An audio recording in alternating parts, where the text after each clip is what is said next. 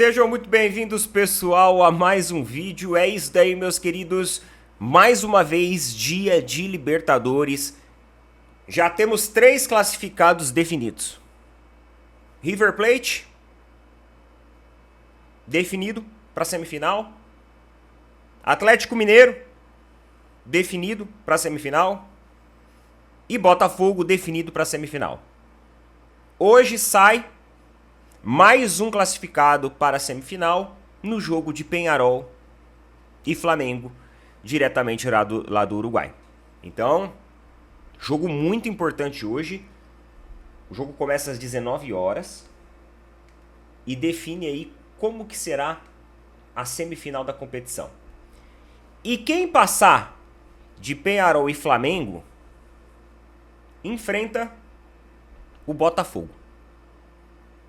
Aí eu falo pra vocês, você já pensou se o Flamengo avança hoje e tem uma semifinal de Libertadores entre Flamengo e Botafogo? Cara, o Rio de Janeiro vai parar, né? O Rio de Janeiro, ele vai parar. E eu não sei se vocês pararam pra prestar atenção, mas até essa semana nós tínhamos 3 integrantes cariocas na Libertadores. 3 times cariocas, cara, chegaram até as quartas de finais da Libertadores.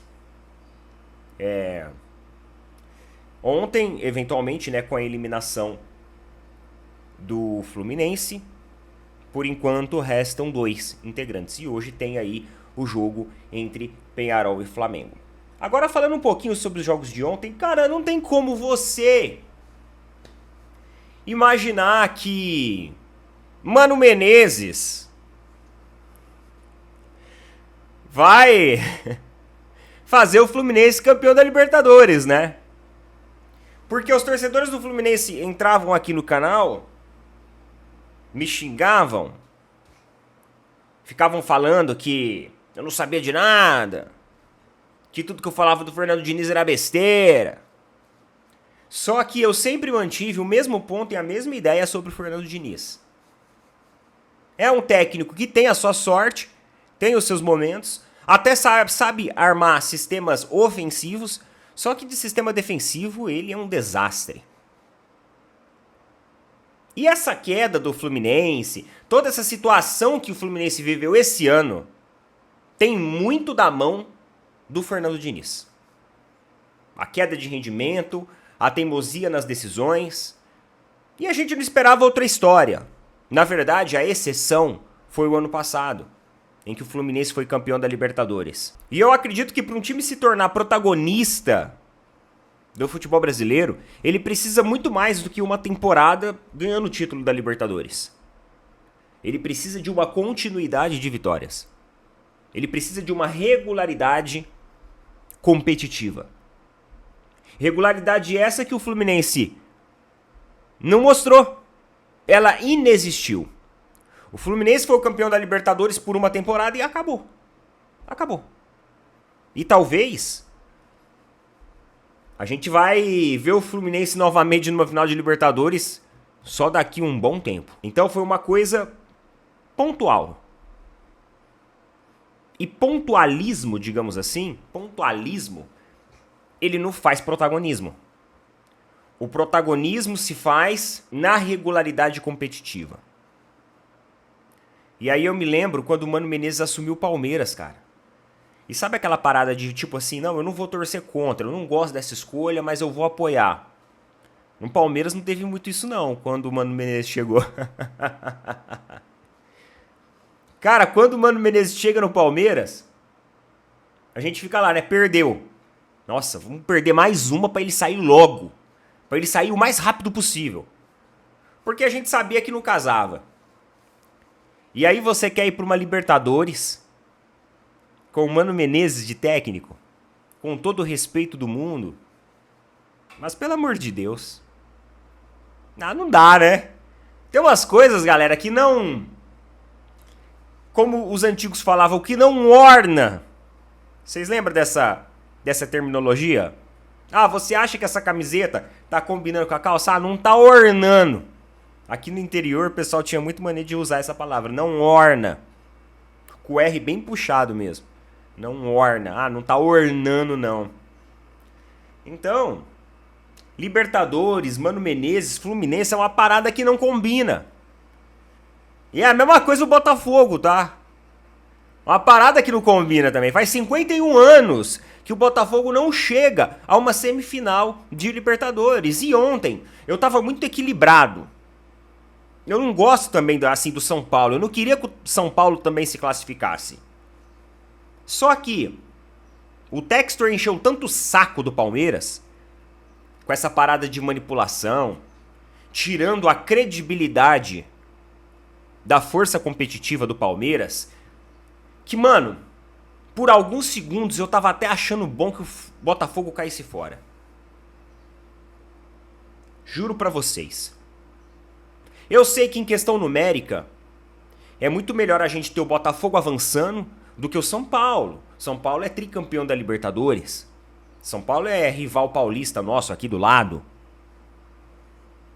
Agora, eu tava com muito ranço, não do Botafogo em si, nada contra o Botafogo, mano. Aí é que tá. Só que o John Textor FC, ele fez questão de estragar o carisma do Botafogo. É, porque o Botafogo, mano, um bairrinho ali do Rio de Janeiro, carismático. Legal, bacana, sem problema nenhum. Zero problemas com a torcida, zero problemas com rivalidade. Inclusive, teve um jogo de Palmeiras e Botafogo aqui na minha cidade, aqui, né? Onde eu moro. Pelo Brasileirão, uma vez eu fui lá assistir. Mano, zero problemas, legal, bacana, pô. Glorioso, tal. Fogão. Só que o John Textor tornou o Botafogo intragável, velho. O John Textor transformou o Botafogo numa parada intragável. Ele encheu tanto o saco do Palmeiras com essa patifaria, com essa palhaçada dele, que ele transformou o time numa parada assim antipática.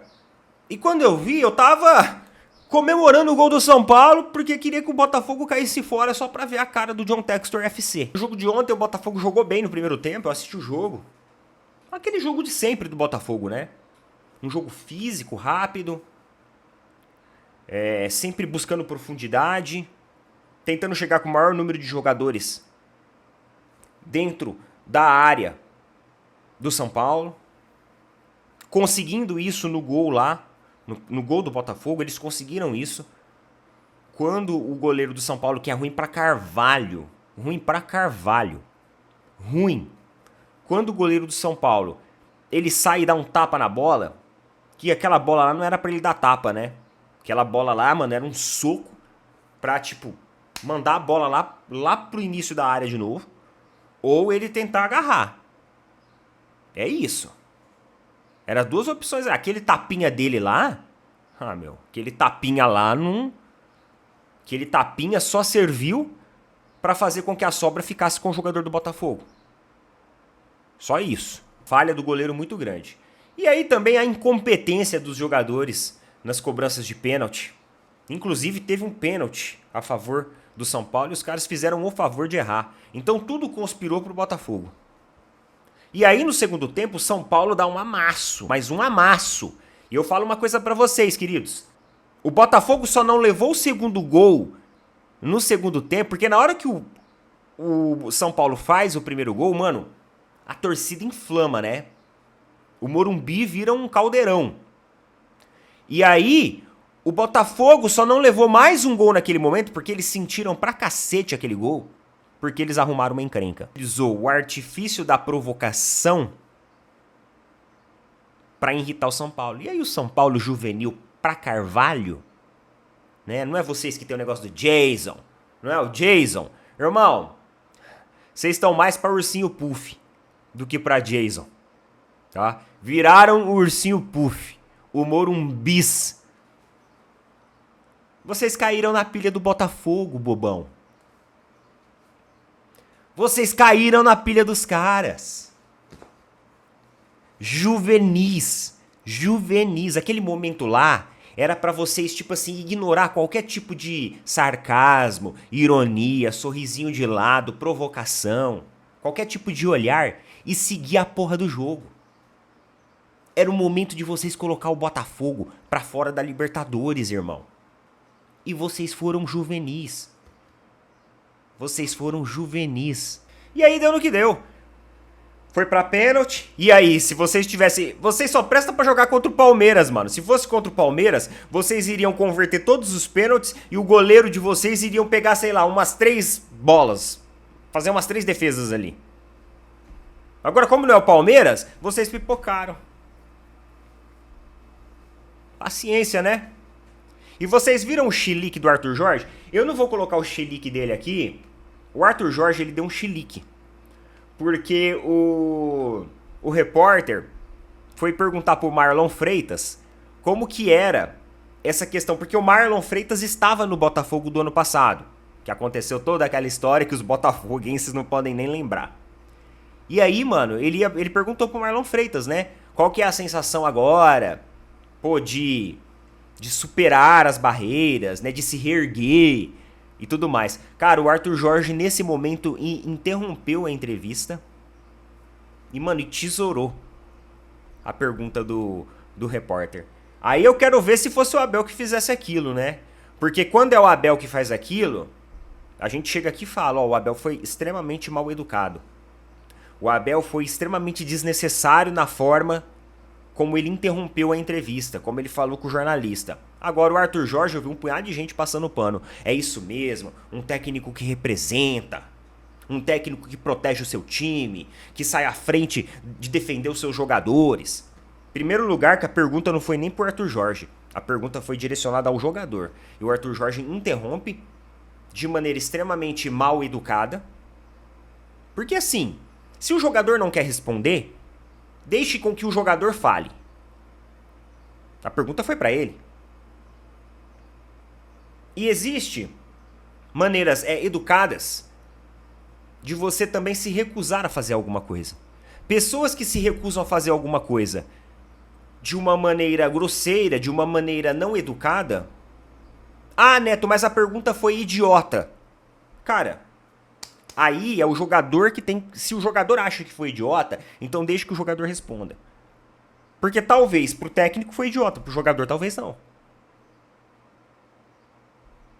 Agora, simplesmente, ele tomou a frente da situação e respondeu daquela maneira. E se fosse o Abel, muitos e muitos palmeirenses estariam também criticando e tendo esse bom senso. Só que aí a mídia ia cair assim, né? Como é o Arthur Jorge, ó... Só o barulho do ar-condicionado. Silêncio absoluto na mídia bairrista. Silêncio absoluto na mídia bairrista. E os torcedores batendo palmas. Mas que ele foi mal educado, ele foi. Porque a pergunta não foi nem pra ele. Só que o que acontece, né? O botafoguense, eles não podem escutar. Eles não podem escutar a palavra 2023. Se você quiser acabar com a noite de um botafoguense, você chega pra ele e pergunta, e aí, cara? Como que foi 2023? Nossa, mano, acabou. Ou tu vai arrumar uma encrenca muito grande com o cara vai se descontrolar e vai vir pra cima de ti.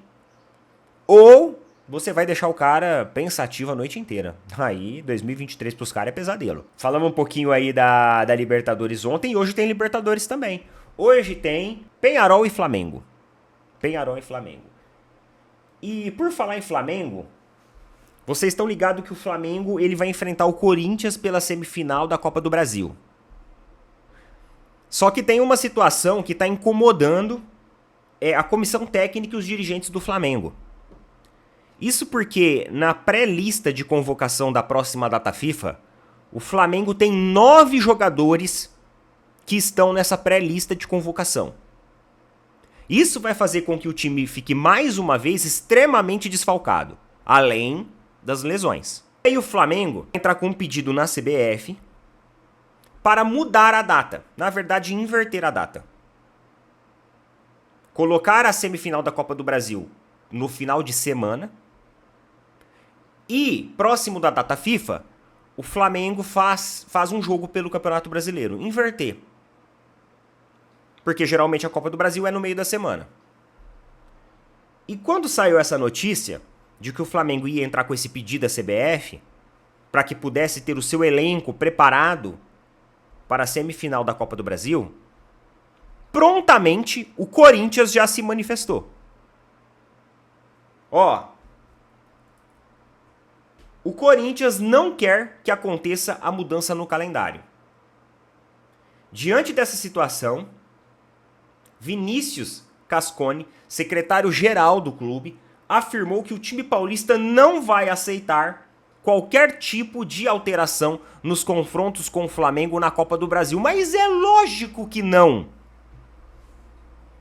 Vocês acham, galera, que o Corinthians vai deixar essa oportunidade escapar? Mas jamais. E aí muita gente falando assim, mas quem decide é a CBF. Mas quando você não tem o consenso do clube, do outro clube, meu amigo, é praticamente 100% de certeza disso não acontecer. Por quê? Havendo consenso, já tem toda uma questão comercial envolvida. Mas tudo bem, jogar o jogo pro fim de semana, até comercialmente pode ser legal. Então vamos supor que a parte comercial tá tudo certo. Só que quando você não tem o aceite do outro clube, e aí você tem que remanejar calendários, você não mexe só em uma rodada. Na verdade, mexe em uma rodada, né? Só que você mexe com outros clubes também. Você mexe com os adversários do Flamengo, você mexe com os adversários do Corinthians, você tem que fazer uma logística. Então, é mais pro não do que pro sim essa possibilidade acontecer. Só que agora o Corinthians disse que não vai aceitar. É óbvio que o Corinthians não vai aceitar. Os caras não são idiotas, tá ligado? Os caras querem aproveitar. Pro Corinthians, ter um Flamengo cansado em campo ou um Flamengo desfalcado, mano, é absurdamente positivo. Inclusive, isso daqui vai acontecer no jogo de volta, que vai ser lá na Neoquímica Arena. Então, mais um motivo pro Corinthians se favorecer dessa situação. Então você pode ter certeza que o Corinthians vai criar todas as resistências possíveis para que isso não aconteça. E aí a chance de não acontecer é praticamente 100%. E aí, Neto, o que você acha disso? Cara, o que eu acho disso é aquele negócio. Os clubes que investem, os clubes que andam corretos no Brasil, acontece isso. Às vezes a sorte, ela olha para o clube irresponsável e fala assim, eu escolho você. E isso não é só no futebol, não. Isso eu vejo em várias e várias áreas dentro da nossa sociedade. Infelizmente, parece que às vezes a sorte e a incompetência, elas andam lado a lado. E eu falo isso porque o Palmeiras já passou por essas situações. E aí a gente escutou de um membro da CBF. Ah, quem mandou se classificar pra tudo? Às vezes eu venho aqui e critico o Abel. De estar assim, sabe? Relax, tranquilo, por não estar nas outras competições. Só que o time do Palmeiras também já escutou de abobrinhas vindo da direção máxima do futebol em pedidos de troca de calendário, deixa qualquer um puto, né? Aí você vai lá, contrata jogador caro, tem um elenco qualificado, e você vê esse jogador indo embora na data FIFA. E você ficando sem eles num jogo importante. Enquanto isso, os outros caras lá são irresponsáveis financeiramente e se favorecem. Vai entender. É o futebol brasileiro, galera. É um retrato perfeito do futebol brasileiro. É por isso que eu falo mais uma vez. O fair play financeiro, ele é uma régua que vai, cara, deixar as coisas mais justas. E tem gente, e tem torcedores palmeirenses, tem torcedores flamenguistas que não concordam com o fair play financeiro. Ah, vocês vão limitar os nossos clubes. Pelo amor de Deus, não vai limitar, não. Pelo menos você coloca uma régua e melhora um pouco a situação, dificulta um pouco pros caras a coisa, porque tá muito fácil. Tá muito fácil pro Corinthians. E os caras vão levantar um caneco esse ano, tá? Já tô avisando, os caras vão levantar um caneco. É sobre o time titular que enfrenta hoje o Peñarol. No treino de ontem à tarde, o Tite esboçou a provável escalação de hoje. Que foi Rossi, Varela, Fabrício Bruno, Léo Pereira, Alexandro, Léo Ortiz, De La Cruz, Arrascaeta, Gerson, Plata e Bruno Henrique. Tenho conversado com alguns flamenguistas aí, o pessoal tá meio assim, sabe? Sem confiança, meio desanimado. É aquele negócio, eu acho que o Tite ele falhou demais na escalação da semana passada, acho que ele falhou demais na condução. O Flamengo era um time disperso, um time desatento em campo, lá no jogo do Maracanã. Agora vamos ver como vai ficar o jogo hoje e a gente volta assim com as reações aí, né, com as repercussões de logo mais do jogo de hoje. E pessoal, falando aqui sobre um último assunto, tem uma notícia que saiu aí, está sendo amplamente divulgada na internet, de que a Fly Emirates ela pode ser a próxima patrocinadora do Palmeiras e que já teria um acordo alinhado. Não existe. Essa informação ela é falsa.